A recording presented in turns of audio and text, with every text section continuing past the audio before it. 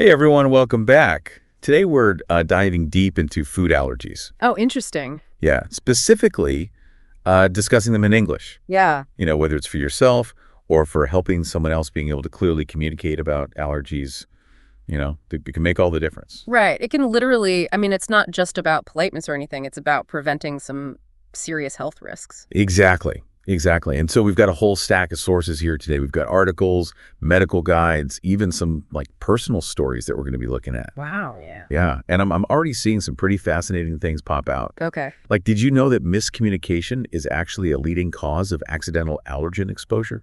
Oh, wow. Yeah. That's a little alarming, isn't it? It is. It is kind of scary. Yeah. It really highlights why mastering the language is so crucial. Right. It's not just about knowing the right words, but using them in a way that ensures clarity and minimizes those risks and, helps you feel confident in any situation. Right. Confidence is key. So let's jump into it. Okay. One of the first things our sources highlighted was this key difference between an allergy and an intolerance. Right. I think people use those terms interchangeably all the time, but there's a big difference. Huge, huge difference. An allergy is like a serious immune response to a specific food protein. Okay.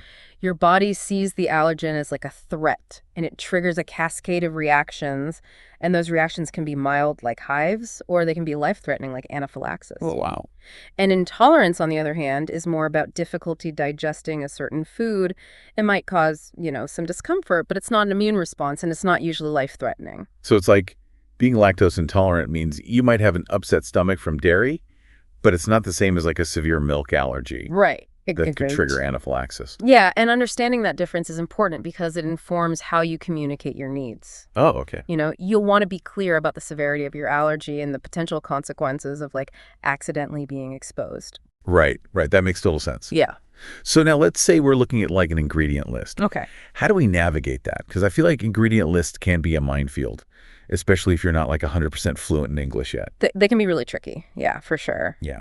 But there are some key things to look out for. So first, become familiar with the different ways allergens are listed. Okay. Sometimes they'll be clearly stated contains peanuts. Right. But other times they'll use phrases like may contain or processed in a facility that also handles. So even if it's not directly in there, the chance of cross-contamination? Exactly. From shared equipment or something. Right. And that's where being able to ask those informed questions becomes so important. Okay. Don't be afraid to clarify things with the restaurant staff or even call the manufacturer directly if you're unsure. So you're saying we need to advocate for ourselves? Yes. Not be shy about making sure our needs are met. Exactly. Being proactive and asking those questions shows that you take your health seriously and helps everyone else understand how important it is to take those precautions. Okay. It also helps you feel more confident and in control, which is so important when you're dealing with something as potentially stressful as a food allergy. Okay, I'm already feeling more empowered just from this conversation. Good. But before we dive into specific phrases and scenarios, I want to touch on epinephrine. Oh, yeah. Because our sources really emphasized how critical it is for anyone with a severe allergy. It is. It is. Epinephrine is a medication that can quickly reverse the effects of anaphylaxis. Okay. So imagine you accidentally eat something that you're allergic to, and you start experiencing a severe reaction. Your throat might swell, making it hard to breathe. You might feel dizzy and weak.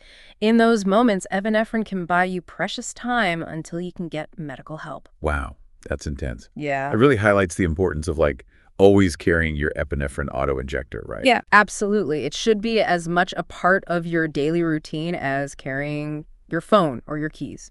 You never know when you might need it. Right, you never know. Yeah. Okay, so we've talked about the seriousness of allergies, understanding those ingredient lists and the importance of epinephrine. Right. But now let's get into how do we actually communicate all of this in English? Yeah. I'm thinking real world scenarios. Yeah, right. Ordering food at a restaurant. Yeah. Attending a social event. Sure. Or even just chatting with friends. Yeah, you're hitting the nail on the head there. Yeah. What's interesting is even with a good grasp of the vocabulary, navigating these situations can still be a little tricky. Oh, yeah. It's about cultural sensitivity, too. Right. What might be considered assertive in one culture could be perceived as rude in another. Oh, that's a great point. I know some cultures are very direct. Yeah. While others are more indirect in how they communicate. Right. So how do we kind of strike that balance between being clear about our needs without seeming too demanding. It's a dance for sure, but there are some phrases and strategies that can really help. Right. For example, when you're dining out, one of the first things you can do is inform your server about your allergy. Right. And instead of just saying, I'm allergic to shellfish, try something like, I have a shellfish allergy, and it's quite severe, so I'd really appreciate your help in making sure my meal is completely shellfish-free. Oh, so you're acknowledging their help Yeah. and emphasizing the seriousness Right. at the same time. Exactly. And then don't hesitate to ask specific questions about ingredients and preparation methods. Okay. You could say something like, can you tell me more about how this dish is prepared? Is it cooked on a separate grill, or is there a chance of cross-contamination with shellfish? So it's not an accusation, it's like a request for information. Exactly. You're not challenging their expertise. You're simply seeking reassurance and demonstrating your proactive approach to managing your allergy. Okay, I like that. But what about social gatherings? Sure. Like those potlucks or dinner parties where you don't really have control over the menu? Yeah. Those can be a little daunting. They can be, but there are a couple of approaches you can take. Okay. One option is to offer to bring a dish that you know is safe for you to eat. All right. This way, you're guaranteed at least one option, and you can also share your delicious, allergy-friendly creation with others. Oh, I love that idea. Yeah. It takes the pressure off. Yeah. And another option is to communicate with the host in advance. Okay. You could say something like, I'm so excited for the party, just wanted to let you know that I have a pretty severe nut allergy. Would it be possible to have a few nut-free options available? I'm happy to provide some suggestions if that would be helpful. So again, it's about open communication, offering solutions, framing it in a way that's collaborative. Precisely. And you know what's fascinating is that by taking these steps and being open about your allergy, you often end up educating others and raising awareness, which can have a ripple effect and create a more inclusive environment for everyone. That's such a powerful point. Yeah. It's not just about protecting yourself. Right. It's about contributing to like a culture of understanding and accommodation. Exactly. And, even if there are occasional mishaps or misunderstandings, don't be discouraged. Okay. Every experience is an opportunity to learn and refine your communication skills. Okay, I'm feeling so much more prepared to handle these situations now. Good. But let's say, despite our best efforts, Uh-oh. a situation arises where we need to explain that we're having a reaction. Okay. What are some clear and concise ways to communicate that, especially if we're feeling flustered or panicked? Yeah, that's a critical scenario to be prepared for. One thing to remember is that in an emergency, clear and simple language is best. Right. You might say, I'm having an allergic reaction. I need my epinephrine. Short to the point. Yeah, No room for misinterpretation. exactly. Now, what if we need to explain our symptoms Right. to someone who might not be familiar with allergic reactions? That's where having a few key phrases ready can be helpful. Okay. Instead of getting overwhelmed trying to describe everything you're feeling, focus on like the most urgent symptoms. Okay. You could say, my throat is closing up and I'm having trouble breathing. Man. Or I'm feeling dizzy and weak. I think I'm going into anaphylactic shock. That's really helpful advice. Yeah. Having those phrases memorized could really make a difference in those moments. Yeah, it takes away that pressure of having to think on the spot Right. when you're already feeling panicked. Exactly. And don't be afraid to be assertive. Like if you feel like you're not being taken seriously, Yes. repeat yourself. Yeah. Raise your voice. Yeah. Ask for help from someone nearby. Right. Your health is paramount, and advocating for yourself is crucial in those situations. It's interesting how this conversation has kind of evolved from simply learning vocabulary to really understanding like these nuances of communication Yeah. and self-advocacy. And I'm curious from your experience, what are some common mistakes or misconceptions that people have when it comes to discussing food allergies in a new language? That's a great question. I think one common mistake is underestimating the importance of cultural context. Okay. What might be considered polite or assertive in one culture might be seen as passive or aggressive in another. Right. For example, in some cultures, it's considered rude to refuse food outright, even if you have an allergy. Oh. So it's important to be aware of those nuances and find ways to politely decline while still emphasizing the seriousness of your allergy. So it's almost like learning a whole new set of social rules alongside the language itself. Exactly. And another common misconception is that it's enough to simply say, I'm allergic. Right. Sometimes you need to go a step further and paint a clearer picture of the potential consequences. Yeah. Instead of just saying, I can't eat peanuts, you might say, Even a tiny amount of peanut can trigger a life-threatening reaction for me. Oh, so be specific. Yes, be specific, be assertive, and really drive home that point that this is a serious medical condition. Right. Not just a preference. Right. And I think another mistake is relying solely on translation apps or dictionaries. Yeah. While those can be helpful tools, they don't always capture the nuances of language and cultural context. Oh, for sure. I've definitely seen some hilarious translation fails in my time. Yeah. It's a good reminder that language is so much more than just words. It's about tone, context, understanding those unspoken social cues. Absolutely. And I think the best way to really master these nuances is through practice immersion and interacting with native speakers. So basically putting yourself out there, Yeah, even if it feels a bit uncomfortable at first. Embracing those opportunities to practice and make mistakes is where the real learning happens. Yeah. And remember, even native English speakers mess up sometimes. Oh, yeah, for sure. That's all part of the process. Okay, I'm loving this conversation. We've covered so much ground. From like essential vocabulary and practical phrases Yeah. to navigating those cultural differences Right. and advocating for ourselves effectively. Yeah.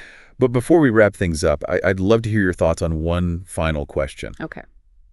We've talked about the importance of clear communication, but what role does empathy play in all of this? That's such a great question, and it really gets to the heart of what it means to create a more inclusive and understanding environment for people with food allergies. Absolutely. I think empathy is crucial on like both sides of the conversation. Right. For those of us with allergies, it's important to remember that not everyone understands, the severity or the potential consequences. Right. We might need to patiently explain things multiple times, offer resources or be willing to answer questions. So it's about meeting people where they are. Yeah. Understanding that their lack of knowledge might not be coming from a place of malice, Right. but just like lack of experience or awareness. Exactly. And for those who don't have allergies, it's about listening actively. Taking those concerns seriously and being willing to make accommodations. Right. It's about putting yourself in the other person's shoes and imagining how stressful and isolating it can be to, navigate a world that isn't always designed with your needs in mind. Thinking back to our sources, one story that really stuck with me was about this young woman who had a severe nut allergy and was constantly facing skepticism and disbelief from others. Right. She talked about how hurtful it was to have her allergy dismissed as like a fad or a preference. It's heartbreaking, and it highlights how important it is to, validate those experiences and create spaces where people feel safe and supported. Right. When someone tells you they have a food allergy, believe them. Yeah. Don't question their experience or minimize their concerns. Instead, ask how you can support them and make them feel comfortable. That's such a powerful message. It's about shifting that focus from skepticism to understanding. Yes. Creating that culture of empathy and inclusion. Exactly. And what's interesting is I think this applies not just to food allergies, Right.